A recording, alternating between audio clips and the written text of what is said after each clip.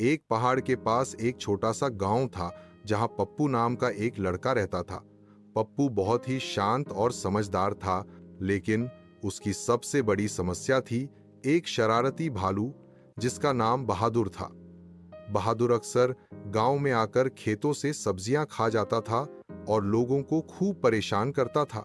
गांव वालों ने बहादुर को भगाने के लिए कई तरीके अपनाए, जैसे जोर जोर से शोर मचाना और ढोल बजाना, लेकिन बहादुर तो ढोल की आवाज सुनकर और मजे से नाचने लगता था। एक दिन पप्पू ने बहादुर को एक तरकीब से हराने की सोची। उसने अपने खेत के चारों ओर एक बड़ी सी रस्सी बांधी और उस पर बहुत सारे घंटी लगा दिए।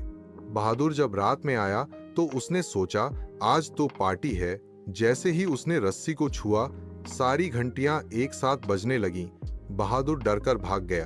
अगले दिन बहादुर एक और शरारत के साथ आया। उसने गांव के बच्चों के झूले की रस्सी काट दी। बच्चे रोने लगे। पप्पू ने देखा और तुरंत समझ गया कि यह बहादुर का काम है। पप्पू ने एक बहुत बड़ा सा शहद का जार एक पेड़ पर लटका दिया। बहादुर शहद की खुशबू से बेचैन हो गया और जैसे ही वह उस जार को लेने के लिए पेड़ पर चढ़ा तो जार टूट गया और सारा शहद उसके सिर पर गिर गया। मधुमक्खियों ने बहादुर पर हमला कर दिया और वह डरकर जंगल में भाग गया। आखिरकार बहादुर को समझ आ गया कि पप्पू उससे ज्यादा चालाक है।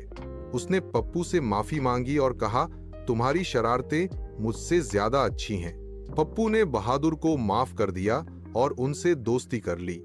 अब जब भी बहादुर को भूख लगती थी तो वह सीधे पप्पू के घर जाता था और पप्पू उसे फल और सब्जियां देता था।